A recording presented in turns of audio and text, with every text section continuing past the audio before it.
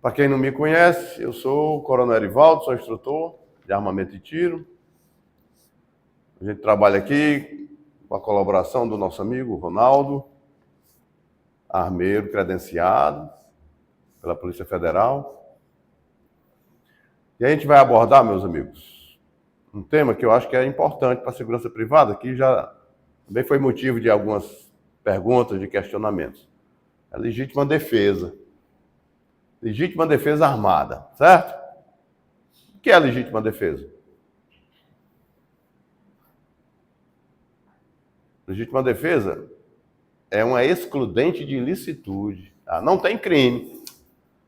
Se você é vítima de uma agressão injusta, e para se defender você comete uma agressão, é uma agressão justa. Porque você tem esse respaldo legal. Aquilo que normalmente é crime, se tiver justificado, né, na legítima defesa, deixa de ser crime. Mas vamos lá. Quem usa arma tem que saber dessa história, né? Então, pessoal, ó, licitude, licitude. O que é crime, hein, pessoal? Quem é que lembra o que é crime? Vamos. Olha aí, mano. Fato, depende da teoria, né? Tem teoria que só aceita essas duas, tem teoria que aceita as três. O que é fato típico? Assim caracterizado na lei, está escrito daquele jeitinho, então tipifica. Antijurídico ou ilícito. Não está de acordo com a lei, né? Ele está contra a juridicidade, contra a lei, então é ilícito ou antijurídico. E culpável. Culpável. Como é que é o culpável? Um doido. Um doido pode ser culpado pelo que ele faz? Um menor pode ser culpado? Aí a gente entra na culpabilidade. Mas a gente não vai aprofundar muito nisso, não. É só importante saber que nessas três situações existe exclusão de ilicitude. Quais são as três situações? Estado de necessidade, legítima defesa, que é o que vai nos interessar, ou em estrito cumprimento de dever legal ou no exercício regular do direito. Então, ó, segurança privada, nós somos homens de armas, nós temos a arma como ferramenta. Você, como profissional, atuando no seu posto de serviço, você tem um porte funcional. Você tem um porte de arma de fogo funcional. Isso não é pouca coisa não, pessoal. A Polícia Federal lhe autoriza a usar uma arma de fogo. Não é qualquer um que consegue isso não. O povo vigilante tem. Ah, eu queria mais. Pode ser que um dia melhore, né? Pode ser que um dia amplie. Mas, se você pensar bem, direitinho, é muita coisa isso aí. Então você tem esse porte de arma funcional. No seu horário de trabalho, está legitimado a usar a arma. E para que vai servir essa arma? Principalmente para a sua defesa. Também para a defesa de terceiros. Também para a defesa do patrimônio. Certo? Então, agiu nesse Instituto da Legítima Defesa, a gente vai bem. Sabe qual é o problema disso? Sabe qual é o problema da legítima defesa? É saber direitinho o que diz o parágrafo único. Ó. O excesso punível. O grande problema é o excesso. Ó, o parágrafo único. O agente, em qualquer das hipóteses deste artigo, aquelas três hipóteses lá, responderá pelo excesso. Seja ele doloso ou culposo. Seja um excesso que ele cometeu por vontade própria, porque ele quis, ou por negligência. Então, qual é o nosso problema? É o excesso. Se você tem um porte de arma e está autorizado a usá-lo da forma apropriada, a nossa preocupação é o excesso. Eu já vi muito caso aqui, vigilante mais, eu diria, mais arrojado, né? Mais destemido, que quando vê um camarada subindo no muro, já quer meter bala. Quando vê um suspeito dentro da área do serviço dele, já quer atirar, não. Ele já atira, ele diz que atira. Ele abre a boca. Mas aí, às vezes, o camarada assim tem sorte. Ele atira e não consegue acertar. E nem sabe que é sorte dele não ter acertado. Porque se ele atira num camarada que ele vê, o camarada não está uma ameaça potencial, o cara não está apontando uma arma para ele, e ele atira, a gente chega no excesso. E ele mesmo abriu a boca para dizer que agiu em excesso. E é falta de esclarecimento? Às vezes não é falta de esclarecimento, é a mente do cara que é programada para isso. Ele quer mesmo ir para cima. É um espírito mais aventureiro. Então, pessoal, esse excesso, a gente tem que aferir direitinho o que é esse excesso, certo? Ele pode ser doloso, né? O agente se excede com consciência e vontade. Rapaz, uns 2 ou 3 resolvia, mas eu vou descarregar o tambor todinho. Só para deixar garantido? Olha aí. A vontade dele, né? Aí ele é doloso. E aí ele entra por crime doloso. Homicídio doloso. O excesso culposo. O agente se excede por negligência, respondendo a título de culpa, pois quebrou o dever objetivo de cuidado. Ele deveria ter o cuidado, mas aí ele se excedeu por não ter atenção a este cuidado. Ele tem um limite de atuação. Ele não conseguiu aferir direitinho esse limite. E aí ele pode entrar por excesso culposo. Mas existe um tal de um excesso exculpante, que a gente entra na culpabilidade. O que é o excesso exculpante? O cara se excedeu, ele realmente se excedeu. Mas por que motivo? Por causa do nervosismo, né? Surpresa, um medo, a alteração do ânimo foi tão intensa que ele não conseguiu controlar. Eu me lembro, sabe de quê? Nas aulas de tiro, quando é uma sequência de tiro que você manda carregar o tambor, vamos lá, vamos alimentar, municiar completo. Um tambor de 8 câmaras, como os nossos. E aí, na linha de tiro, a gente dá um sinal. Pessoal, somente um disparo. Olha como é que tá. Sem pressão, sem tempo, sem estresse. Você diz para o vigilante, somente um disparo no apito.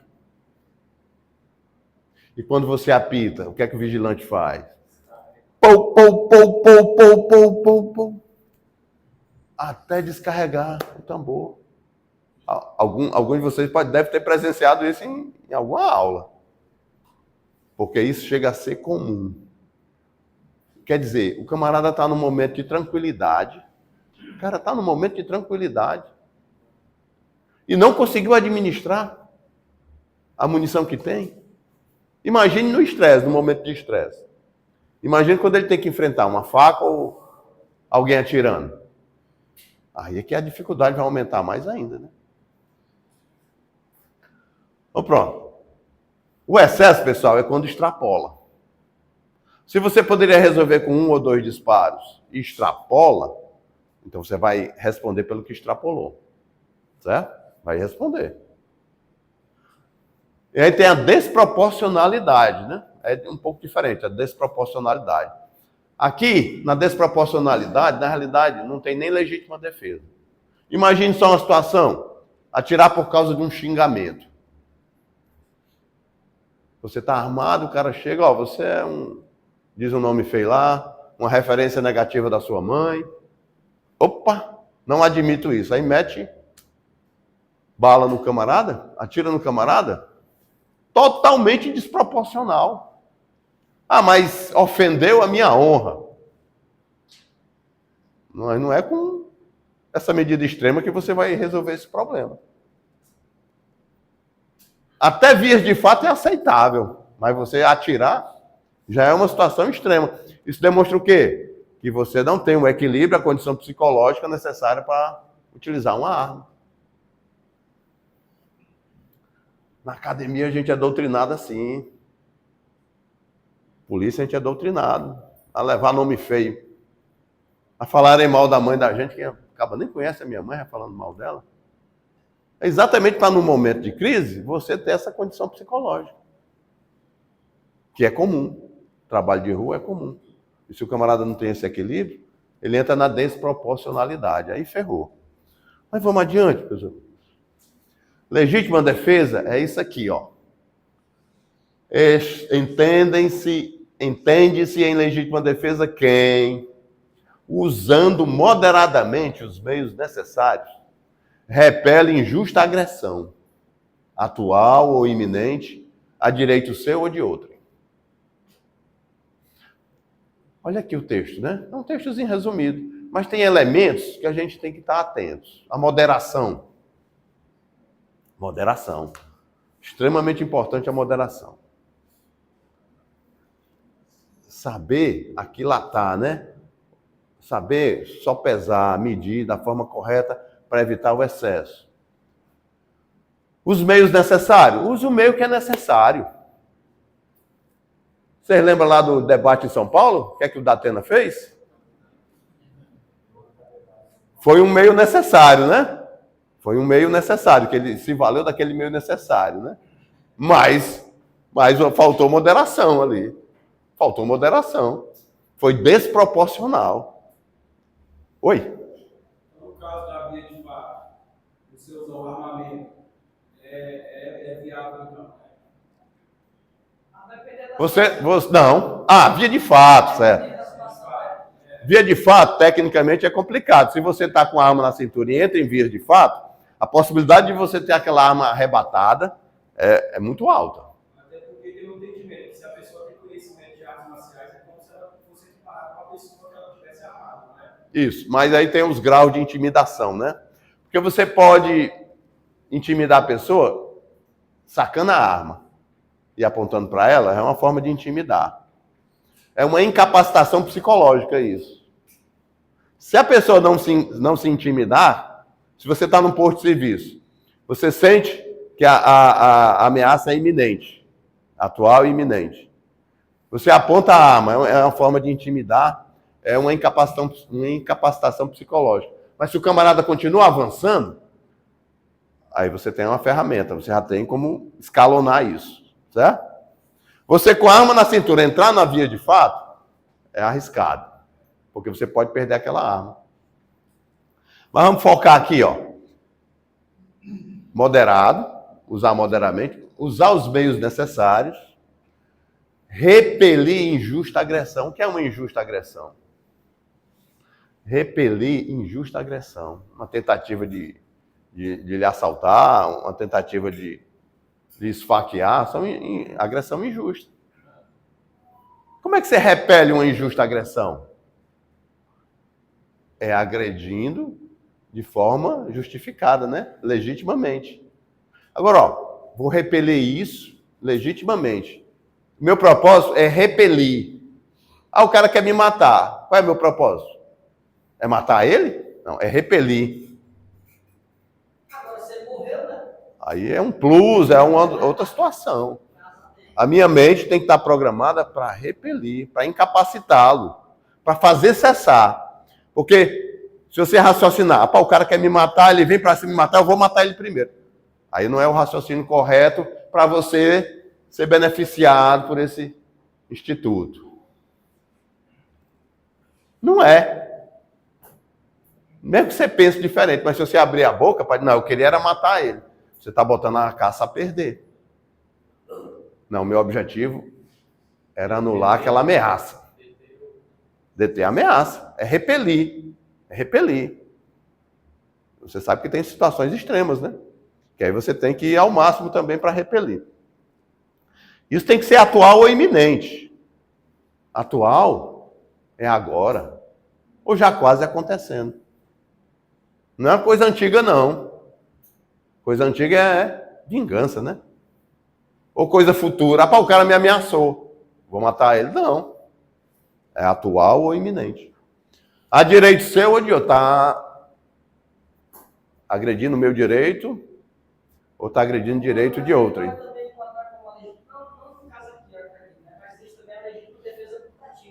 Não, aí é outra. É outra. Mas é um assunto importante e pertinente, mas é outro. Aí quando a gente dissecar isso aqui, a gente vai comentar essa aí, porque tem um exemplo bem interessante da putativa que é até frequente aqui com a gente. Quem é esta galega aí do meio? É conhecida? Pessoal, a Ana Hickman, ela foi vítima de um atentado. E foi um caso que tomou muita repercussão, porque foi o seguinte, um fã. Fã é quem admira, né? É um fã fanático. Um fã que admira demais. Extrapola essa admiração. É uma coisa doentia. Esse fã trocava informação com ela via e-mail, via rede social. E quando ela percebeu que o camarada era desequilibrado, ela deixou de interagir. Isso aí foi motivo para que ele planejasse essa abordagem que ele planejou. Ele era mineiro. No momento que houve um compromisso da apresentadora lá em Minas Gerais, em Belo Horizonte, ele conseguiu informação de que ela estaria em determinado hotel. Pois ele se hospedou no hotel, conseguiu se hospedar no mesmo hotel. Aí na campana dele, ele descobriu onde era o quarto e tudo, foi até lá, abordou a equipe dela. A equipe dela era quem? Era um cunhado e a esposa do cunhado. Pois ele abordou e rendeu os três. Com arma em punho, rendeu os três dentro do quarto. Fez com que os três ficassem sentados de costas, sob a ameaça da arma. E aí foi travando o diálogo. Aí teve um momento que o camarada disparou nas mulheres. O que é que o macho alfa, o único macho que tinha presente, fez? Partiu para cima. Ele não tinha partido antes, ele estava sob ameaça de arma, né? Racional. Mas no momento que ele viu que não tinha jeito, ele tomou a atitude, porque o fanático, atirou nas mulheres. O camarada começou a atirar. Então, chegou no limite para ele. Então, ele partiu para cima, conseguiu arrebatar a arma do sujeito e atirou no sujeito. Efetuou os disparos e conseguiu, né, repelir a ameaça. Repeliu de uma forma permanente. Matou o cara. Com a própria arma do cara. Aí vamos ver aqui os detalhes desse caso. Esse caso é rumoroso. E aí, foi legítima defesa? Tem alguma dúvida disso? Não é pacífico, meus amigos. Por isso que esse caso, eu escolhi esse caso para comentar. Porque o relato que eu fiz para vocês não parece muito claro que é uma legítima defesa? Não parece muito claro? Mas não é pacífico. Vamos ver aqui. Então, ó. Ana Hickman, o cunhado dela e essa outra aqui é a esposa dele. Os três estavam rendidos por esse indivíduo, né? Quando ele começou a atirar nas mulheres, até atingiu a esposa dele, do Gustavo. O tiro que ele deu atingiu a esposa dele, passou perto da Ana, aí ele tomou a atitude, foi lá para o enfrentamento, conseguiu arrebatar a arma e atirou no sujeito. Pô, um relato desse. Alguém duvida? Ninguém duvida, né? Mas vamos lá. Ó. Foi dia 21 de maio de 2016, dentro de um hotel. Vamos lá. O cunhado de Ana Hickman foi denunciado pelo Ministério Público pela prática de homicídio doloso. Homicídio doloso. Quando há intenção de matar. O argumento foi o de que, como o fã foi morto com 3 tiros na nuca, houve excesso de legítima defesa e crime de homicídio. Houve excesso. E aí, o Ministério Público considerou que houve um crime. Porque, no entendimento do Ministério Público, talvez um tiro só resolvesse. Ou talvez não devesse atirar na nuca. E aí? Que é a consequência disso? É de 2016. Foi absolvido em primeiro grau. Na realidade, pelo que eu entendi, é porque no homicídio, você tem a denúncia do Ministério Público, né? Se o Ministério Público achar que não, ele nem não denuncia. Aí o negócio fica estagnado ali mesmo. Mas se ele denunciar, vai ser apreciado pelo juiz. O juiz faz aquela análise E aí, dependendo do entendimento dele, ele pronuncia. Ó, aí vai para o tribunal do júri, julgado pelo povo. Mas quando o juiz entende que ali não há consistência, que ali ele no entendimento daquele juiz não há crime, aí ele não pronuncia. É uma sentença de impronúncia. Aí, acabou. O Ministério Público, não satisfeito, recorreu ao tribunal. O tribunal lá analisou a situação do recurso e novamente confirmou a sentença do juiz, que não houve excesso no entendimento do tribunal. Então, ó, o Ministério Público, muito técnico, não é qualquer um que não é qualquer pessoa que chega a uma função de promotor de justiça, não, pessoal. Não é qualquer um. Não falta inteligência para uma pessoa dessa, não. Não falta discernimento. E os juízes? Da mesma forma. Também não falta inteligência, não falta discernimento. Mas vocês estão entendendo aí que as esferas se batendo? Juiz que sabe muito, promotor que sabe muito, não estão se entendendo.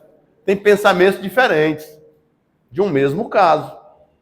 Prevaleceu que não houve excesso. Prevaleceu que não houve excesso. A dor de cabeça ficou. O negócio rolando aí por vários anos, o cara sendo processado, no mínimo tem um tormento, né? Tormento pior é ser condenado e ser preso. Mas ser julgado também é um tormento. O cara foi submetido a isso. Não, ele também estava subjugado, ele poderia morrer. Ele não entrou só na defesa de terceiros.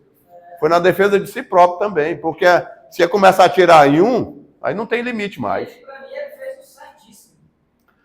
Então pronto, isso aqui foi o caso. Mas vamos detalhar aqui melhor. O uso dos meios necessários. O que é o meio necessário? Vamos ver se a gente percebe qual é o meio que o nosso artista aqui usou.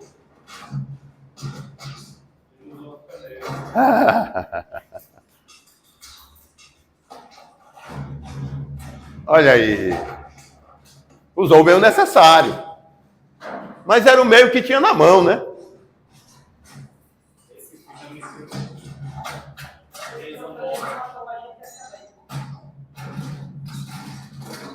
Uso meio de fortuna. A gente chama esse de meio de fortuna. Pronto, usou o meio necessário, o meio que tinha à mão.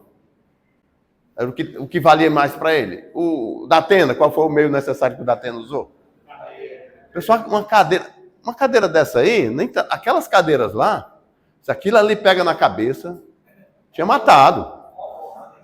Uma cadeira pesada é diferente da cadeira dos Trapalhões, quem é mais velho aí? Dos filmes dos Trapalhões, que ele dava uma cadeirada no espinhaço do cabo e a cadeira se desmanchava.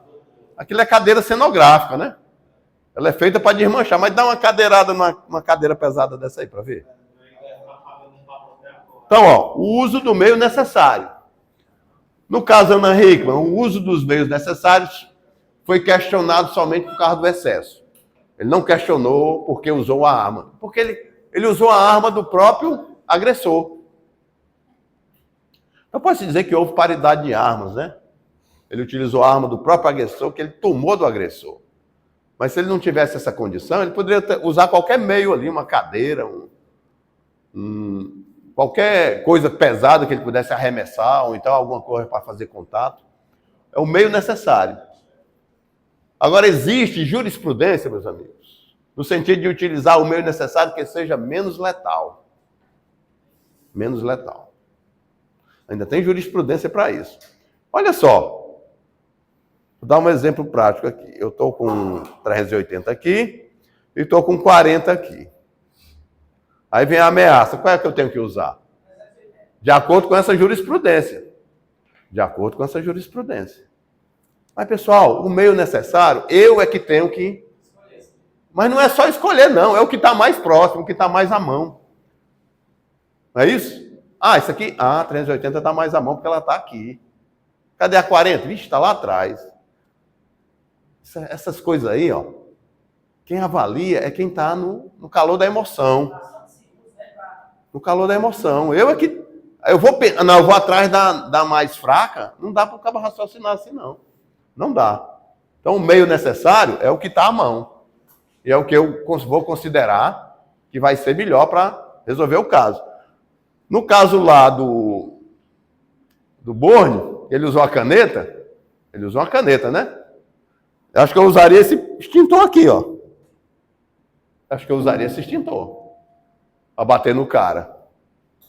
Um cacetete, uma coisa mais comprida. Uma cadeira dessa daria mais efeito.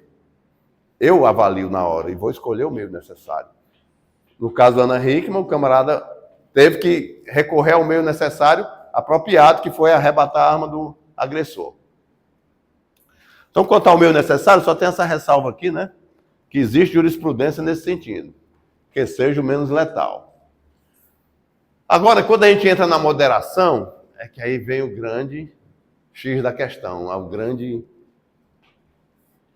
dilema. Quantos disparos são necessários? O suficiente para cessar a agressão, a injusta agressão. E quantos são necessários para cessar a injusta agressão? Depende. Quantos são necessários? Suficiente para cessar. Quando o cara tiver... Um resolve? Pode ser. Às vezes depende do local. Rapaz, ó, no próprio episódio que houve, o que é que aconteceu? O agressor deu o primeiro disparo, a mulher foi atingida. A mulher não ficou incapacitada, não, ela saiu, foi correndo. Ela saiu, foi correndo, quer dizer, um tiro não incapacitou a mulher. Ela saiu até correndo. Por que um tiro ia incapacitar o agressor? Dentro da mesma lógica ali, ó. Dentro daquele caso, né? Existe uma desarmonia no pensamento. Não. Como é que eu tenho a garantia de que um tiro iria anular a ameaça? Se um tiro não anulou uma das vítimas. A vítima saiu correndo com um tiro. A grande questão aí, pessoal, que eu entendo o parecer do Ministério Público, é porque aparece o tiro na nuca. Aparece o tiro na nuca, dá uma impressão de que o camarada foi pego na covardia. Mas vamos chegar lá. Vamos lá. Caso Ana Hickman, o cunhado efetuou 3 disparos na nuca do agressor após arrebatar-lhe a arma em luta corporal, logo depois que o agressor começou a atirar nas 2 mulheres. Para o Ministério Público, ficou evidente que não houve moderação, pois considerou que 3 tiros na nuca caracterizou o uso excessivo da arma de fogo e apresentou a denúncia por homicídio doloso. Pessoal, 1 tiro, 2 tiros, 3 tiros. Como é que vai saber? Ah, mas foi da nuca. Realmente a nuca, alguma coisa influenciou fortemente o promotor. Foi o quê? O laudo. O laudo. Muitas vezes, muitas situações, o laudo é determinante. E aí o promotor está fazendo o serviço dele. Posso criticar ele, não. Está fazendo o serviço dele. Né? Está fazendo o serviço dele. Ah, da nuca. E parece ter coisa agrupada. Mas vamos lá. Como não tinha filmagem, a gente tem que se apegar a outros recursos, né? Ó, pessoal, tiro pelas costas e tiro nas costas. É diferente? Vamos ver. Rapaz, eu vou atirar pelas costas daquele cara. Rapaz, eu sou um covarde se eu fizer isso. Eu não estou dando oportunidade de defesa. Nem oportunidade do cabo fugir. Vocês lembram do...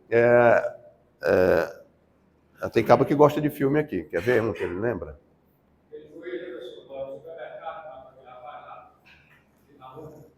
Eu me lembro, lá em Sobral. Mas deixa eu... Só um caso aqui que é mais interessante. Lisbela e o Prisioneiro. Quem assistiu? Lisbela e o Prisioneiro. Aí tem o pistoleiro, como é o nome do pistoleiro? Frederico Evandro. Ele pegou o camarada aqui, levou para o cemitério, ó, vou lhe matar e tal. Aí no final ele disse o quê? Vá-se embora que eu vou lhe dar a chance. Esperou o cara só se distanciar e atirou nas costas do cara. Ele deu uma esperança pro cara, porque ele disse que não gostava de ver o cara morrer triste, né? Ele deu, você me liberou, graças a Deus, aí saiu correndo. Aí quando o cara ganhou um espaçozinho de tempo, ele atirou nas costas. Trairagem. Não é trairagem? Isso é atirar pelas costas. Do Frederico Evandro. Isso aí é atirar pelas costas. Mas atirar nas costas, pessoal, é diferente. É diferente. Eu estou numa situação de enfrentamento, aquela refrega ali, naquela luta corporal, quando o cara vai atirar, o outro está numa dinâmica que se vira e se mexe. O que você atentou para atirar de lado ou na frente, ele vai se mexer e vai pegar atrás. O atirador não domina isso.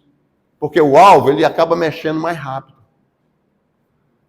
O cara está de frente para mim, eu vou no enfrentamento.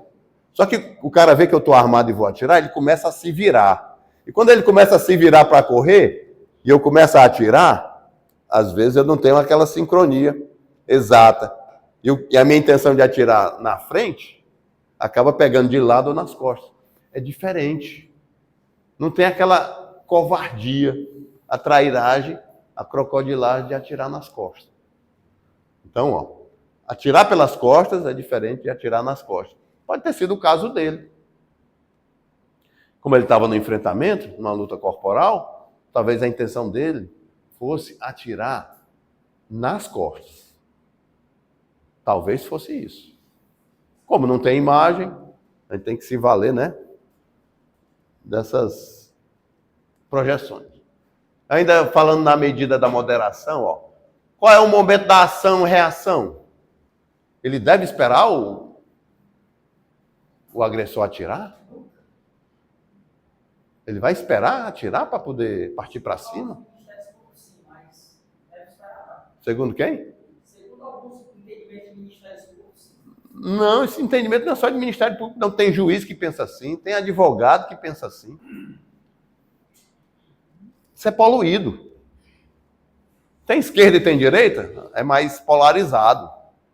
Isso aqui não chega a ser tão polarizado, não. Eu acho que a maioria tem esse mesmo pensamento, de que se a ameaça é iminente, eu já posso...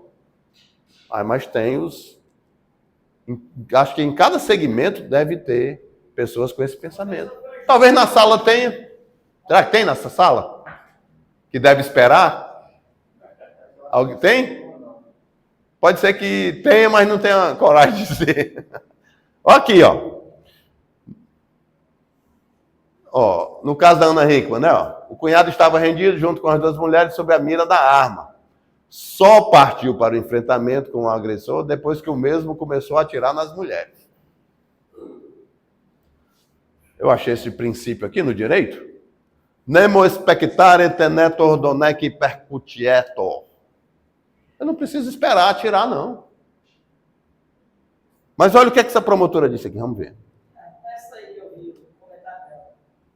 Então, assim, se vocês querem uma resposta jurídica da coisa para dizer que vocês não tenham nenhuma consequência, não atirem. Vocês só podem atirar a partir do momento que vocês forem alvejados.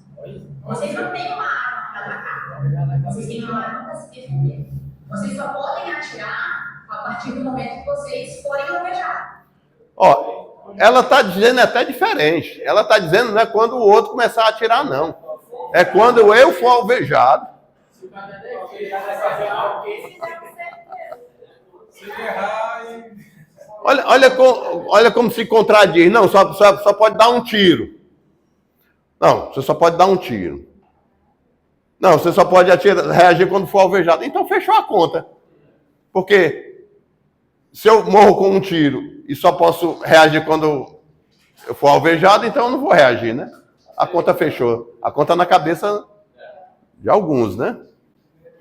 Ela está dizendo o quê? Você só reage quando for alvejado, não é nem quando é ameaçado.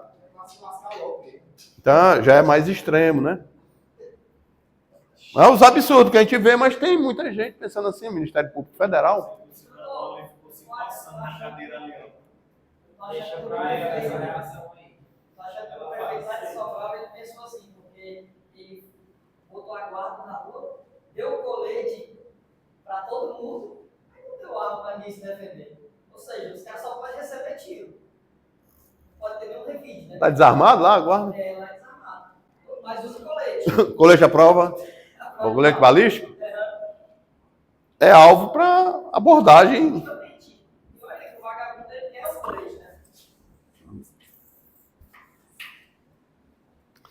Tiro de advertência. Tiro de advertência, pessoal. O que é um tiro de advertência? Você faz um disparo, né? Para afugentar, não é isso? Para intimidar. O problema é que tiro de advertência tem um artigo no Estatuto de Desarmamento, o artigo 15. Área habitada, via pública, em direção a ela, artigo 15, 2 a 4 anos. 2 a 4 anos de reclusão. Crime. Então você não tem justificativa para dar esse disparo. Mas chega a ser comum, né? As polícias fazem isso. As polícias frequentemente fazem isso. Mas será que ele teve a cautela, o cuidado necessário? Porque um tiro, se for para cima... Só vai descer o tiro. Se for para cima, é arriscado. E se for para baixo?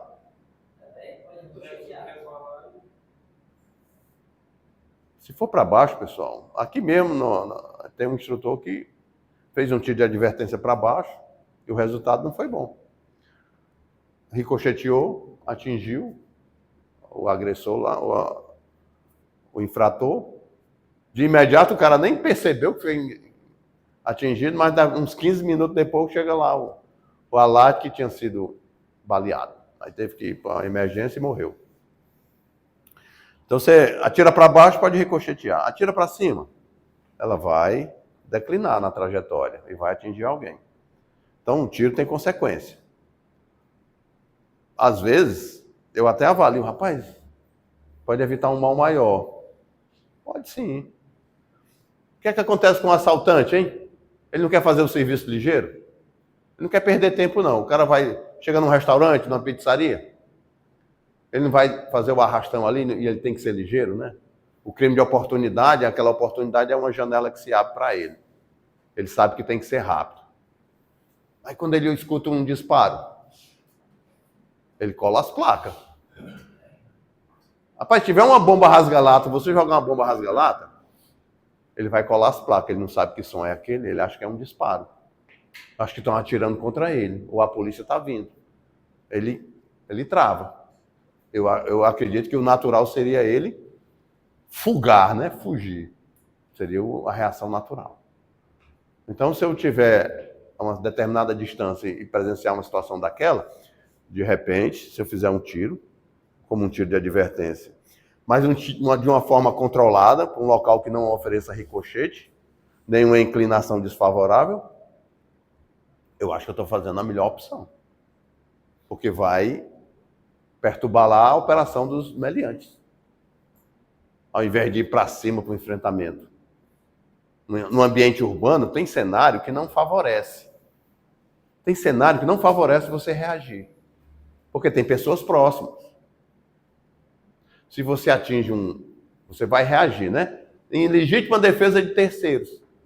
E aí, nisso, você sem querer vai atingir um terceiro.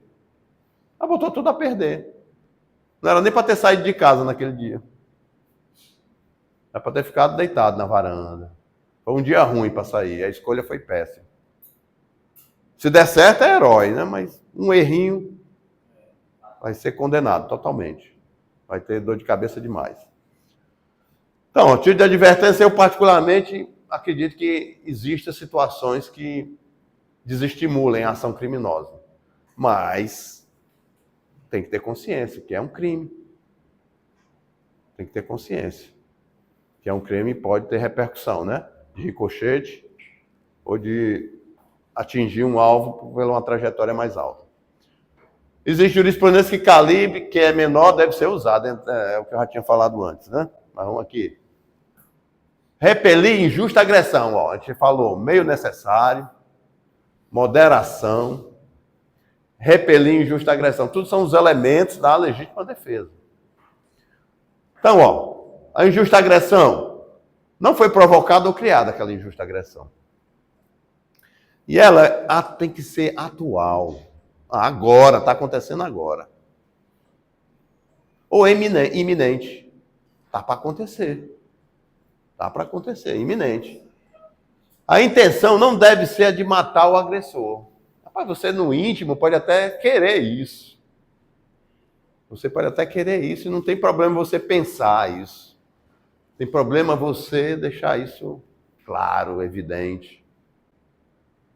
Falar isso em juízo. Se o advogado lhe orientar dessa forma, você está jogando dinheiro fora com esse advogado. A intenção não deve ser matar o agressor. A intenção é fazer cessar a agressão. Fazer cessar a agressão é incapacitar. E essa incapacitação ela pode ser tanto física quanto psicológica. Vamos ver aqui uma situação de incapacitação psicológica. O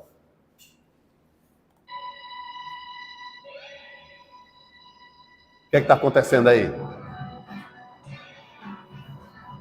Está vendo aí?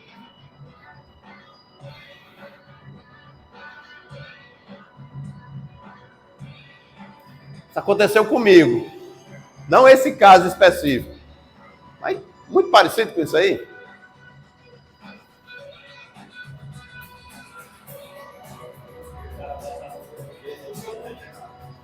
Hã?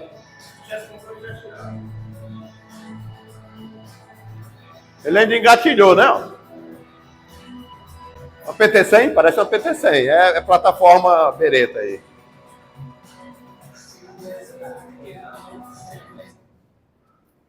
Aconteceu comigo isso aí.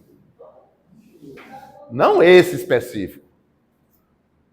Esses caras, é porque teve o corte, mas esses caras já tinham dado uma passada antes. Tinham copiado. E aí, quando eles passaram e copiaram, o pessoal ficou esperto. É tanto que o que sacou a arma já está praticamente com a arma empunhada. Aí aconteceu comigo. Eu estava conversando com um colega, o Souza. Aí os caras passaram na moto. Ele estava na esquina. Aí os caras passaram e o garupeiro olhando. Isso era 6 horas. De 6h30. O garupeiro olhando, ó. Aí eu disse, Souza, esses caras aí estão suspeitos. O cara entraram à direita, arrodearam o quarteirão. E eu, como estava na esquina, vi eles entrarem à direita, fiquei esperando para cobrir a outra esquina. Dito e feito, ó. Foi só o tempo. Arrodearam o quarteirão, aí lá vinha os dois. Eles vinham para cima da gente, né? Aí, Souza, te prepara aí. E eu fiquei aqui, mais ou menos, na parede aqui, perto da esquina. Aí os caras vieram, quando entraram à direita, bem pertinho da gente, pararam a moto. Pararam a moto. Aí o garupeiro já ia passar a perna aí, opa! Aí querer o quê? Eu já estava com a arma empunhada.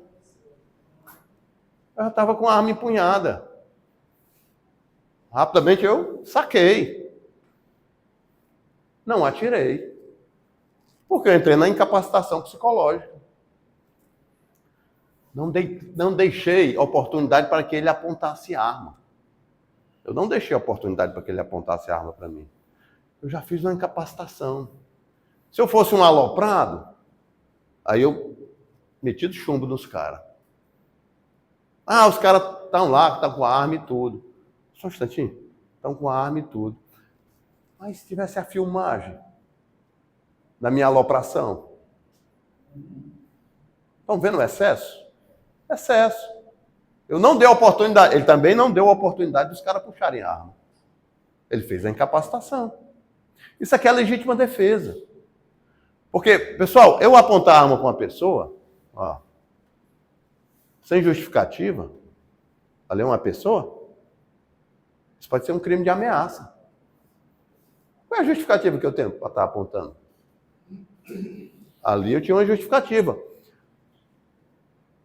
Era uma ameaça iminente, uma agressão iminente. Os caras já tinham passado a segunda passada dos caras.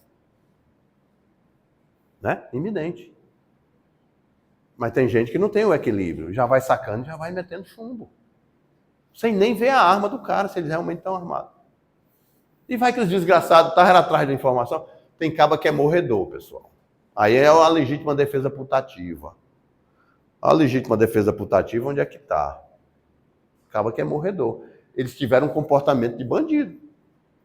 Qualquer 2 camaradas em cima de uma moto, não é? 2 camaradas em cima de uma moto, suspeito. Naquele horário. Suspeito. Aí o cara ainda se comporta mais ainda como suspeito. Aí o cara está querendo tomar tiro. É o cara que não sabe viver. O cara sem noção. Graças a Deus a gente, como nesse fato aqui também, teve um bom resultado. Repeliu. Ah, mas eu devia ter prendido. Não, meu amigo. Eu repeli. Eu aproveitei o instituto que me permite agir em legítima defesa. Passei disso, é excesso. Quem tem a obrigação de ir atrás dele, quem é? Polícia, 190. Ah, mas eu sou policial. Meu amigo, o meu dever é quando eu estava na ativa. Na reserva, não. Na reserva eu não tenho esse dever, não. Eu tenho o dever de proteger meus, até familiar, a minha integridade familiar e terceiros que estão próximos, eu considero até como um dever, quando é possível. Mas perseguir, tem vigilante que sai perseguindo o carro, rua fora. Excesso. Ele saiu do posto, ele vai responder pelo excesso. Ele já descaracterizou até o porte funcional dele, sabia? Ele descaracterizou o porte. O porte funcional dele é para aquele local de serviço. E ele saiu correndo, extrapolou a área permitida, com a arma atrás dos bandidos. É um herói. É um herói meio torto, né? É um super-homem bizarro. Ele está extrapolando totalmente o que é previsto legalmente para ele. E o que é aceitável. Então vamos lá. Conceito básico de balística terminal. Um tiro resolve? Depende. Um tiro... É possível com um tiro incapacitar? Sim.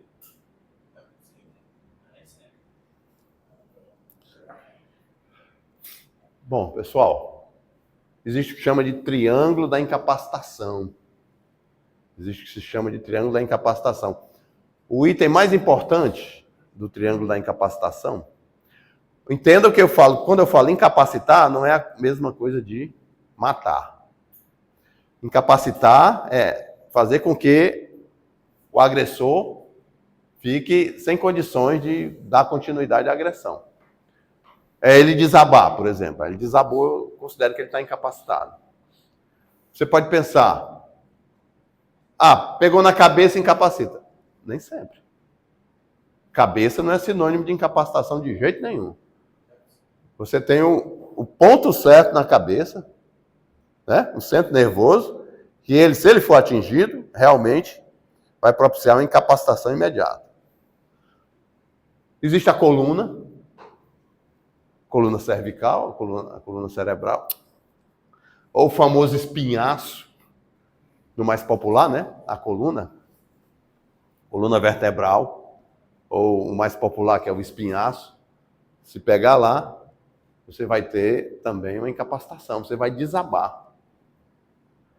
Existe o que? Os órgãos vitais que são mais nessa região, que pode também propiciar. Mas aí, para um órgão vital desse ser atingido, é o local de acerto que é o principal, você também tem que ter profundidade. Será que chega lá? Será que realmente atinge? E diâmetro da lesão. É qualquer lesão que, por exemplo, pegou no coração? Tem até uma imagem aqui. Olha, pessoal, o que é que vai acontecer aqui? Esse camarada, ele é um agressor dele mesmo. Eu acho que é problema com a mulher. Ele estava com um conflito lá com a esposa dele. E foi lá onde a esposa estava. Fez essa cena na frente dela. Ele tirou o revólver da cintura, atirou no peito. Ele ainda está em pé, pessoal. Ele atirou no peito, explodiu o coração, colocou a arma em cima e está esse tempo todo em pé. Coração. Órgão vital. Queima a roupa, né? A arma estava até em contato com o peito. Com certeza, a profundidade foi expressiva. Passou mais de 22 segundos em pé. A disposição dele não era de enfrentamento. A disposição dele era fazer a cena, né? Ele queria mostrar a indignação dele de alguma forma e... Estão compreendendo aí a imagem? Estão entendendo aí a imagem como foi, né? Olha aí o problema da incapacitação com um disparo. Ah, pegou no órgão vital. Rapaz, a bomba injetora é vital, né? Órgão vital. Mas passou 22 segundos.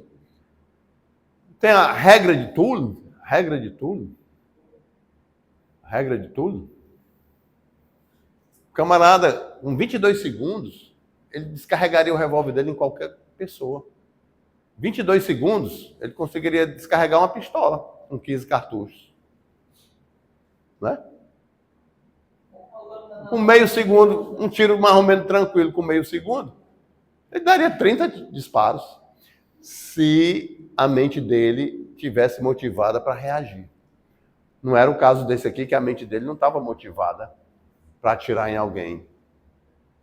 A mente dele estava motivada para atirar nele mesmo.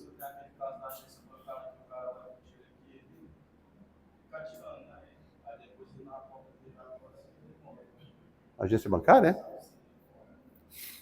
Eu não me lembro desse não, mas tem muitos casos. Tem muitos casos.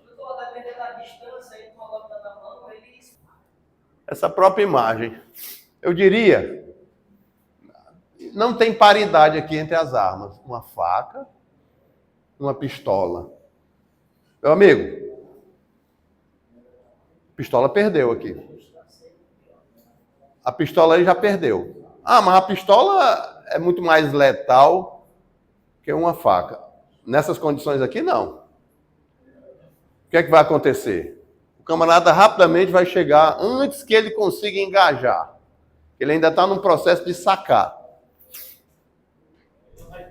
Coisa interessante que essa arma já está com... Isso aqui foi só... Já está com um cão armado, né? Aí, tá errado, deve ser uma Imbel mesmo. Não dá nem para saber direito, não. Pronto. Pela distância aqui, a faca vai predominar. Então, a paridade de armas também é relativa. Uma faca, uma arma de fogo, é relativizada pela distância, né? São 32 passos, em torno de 6,4 metros. É a distância para você sacar e atirar um tempo de 3 segundos. A regra é essa, o estudo foi feito. E se você ficar fixo, o cara mesmo levando, sendo alvejado, ele lhe atinge. Na regra de Thule. Então você tem que fazer alguma técnica diversiva para diminuir esse efeito. Então, se o cara tiver a menos de 6 metros e meio, é o grande perigo.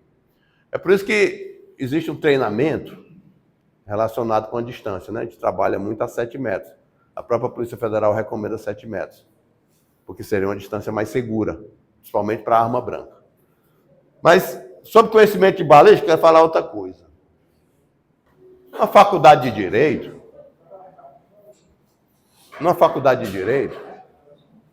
a pessoa não vê balística, não. A disciplina de medicina legal é optativa. Eu fiz medicina legal no meu bacharelado de segurança pública, mas no curso de Direito eu não fiz medicina legal, porque era optativa. Então, onde ele poderia ver balística? Em medicina legal. Um pouquinho, né? E não vê. Ele veria mais balística terminal. Isso quer dizer o quê? Que os profissionais de direito, juízes, promotores, advogados, eles nem sempre têm um conhecimento aprofundado de balística. Principalmente balística terminal. Essa questão aí, um tiro resolve? Depende, né? De várias circunstâncias. Onde pega, a profundidade, tamanho da lesão, o canal de lesão. Você tem um canal permanente, tem um canal temporário, né? São vários fatores. Mas aí a gente chega nesse exemplo aqui. o camarada estoura o coração e permanece 22 segundos em pé, né? Contrariando tudo, né? Então, no caso do Ana Hickman lá, o promotor é temerário de dizer que um disparo resolveria. Extremamente temerário. Ah, porque pegou na nuca. A região aqui da cabeça nem sempre quer dizer que vai imobilizar. Mas fora isso, ainda tem uma tese boa de defesa para o cunhado da Ana Hickman. É excesso exculpante. É o excesso exculpante.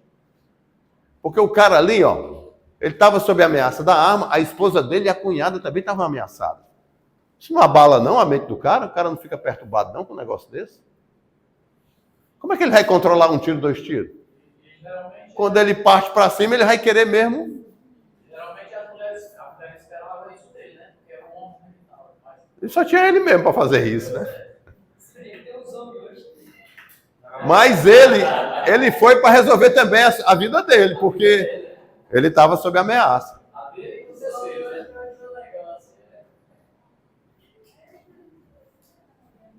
São gerações, né? Gerações.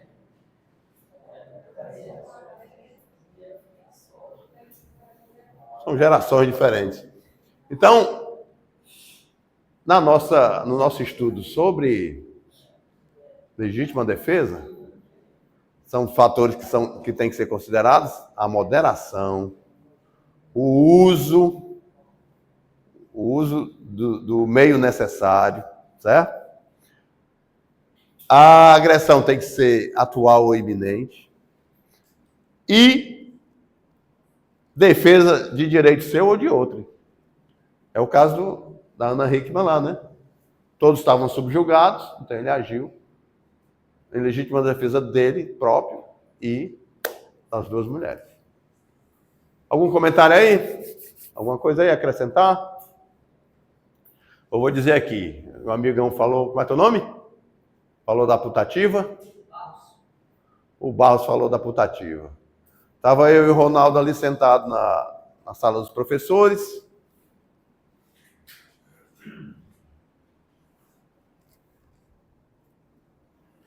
Estava sentado na sala dos professores, conversando, ali onde tem a vidraça. Aí chega um aluno, eu vi que era aluno por causa do aluno de formação. Aluno chega agitado, aí entra no umbral da porta, sem passar, né? Chega aqui no umbral da porta, aí faz desse jeito. Olha o que é que o aluno fez. Fez desse jeito. O que é que ele estava querendo tirar? Celular, né? O cara não tem que aprender a viver, não.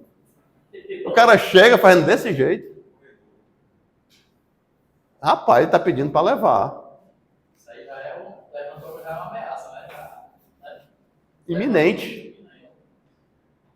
Iminente não, ela já está chegando a atual, né? Porque ele sacou. Rapaz, ele sacou. Num ambiente desse. Eu fiquei tão surpreendido. Colocar celular mesmo na minha frente, já me assustei na rua. Andando pelo carro, pega e enfia a mão na cabeça e tira o celular. Justamente nessa parte, tá o Pedro em Fortaleza. São comportamentos que a gente tem que evitar. Senão a gente vai ser vítima. Porque o camarada está ali estressado, ali o tempo todo preocupado em ser assaltado. Aí chega um alvoroçado desse e saca o celular. Rapaz, no meio do caminho ele pode levar chumbo. Legítima defesa putativa. Principalmente no ambiente aqui. Principalmente no ambiente. Eu confesso, ele teria, se fosse arma, teria rendido. Porque a solução para a gente era eu estar com a arma na mão. O tempo de reação minha, com a arma sentado, não. Se eu tivesse sentado, mas com a arma na mão, aí eu teria tido o tempo de reação apropriado. Eu estava sentado aqui, o cara chega bem aqui, não dá tempo mais. Ele vai sacar e vai engajar. Aí é legítima defesa putativa, porque na minha mente, eu acho que aquilo é uma ameaça. Eu tinha um vídeo antigo que eu tentei resgatar, ainda não consegui. O vigilante estava na loja de conveniência do posto de gasolina. O vigilante estava na loja de conveniência. O que é que aconteceu? Uma confusão lá fora. O vigilante estava dentro. Aqueles postos de gasolina que bota som alto, acho que nem tem mais, né? Isso, acho que é proibido agora. Aqui tem aqueles furduns, tem som alto. Pois o vigilante estava lá dentro fazendo a segurança na loja de conveniência. Aí entra o camarada agitado e aí saca o celular, do jeito que o aluno fez aqui. O camarada chegou agitado, só que o celular era escuro. Né? Aí fez isso. Entrou na loja e fez isso, sacando o celular. Resultado, o vigilante engajou e meteu chumbo. Legítima defesa putativa. O cara tem que saber viver nesse mundo, né? Evitar essas armadilhas. Ok? Estamos conversados? O nós vai passar aí as oficinas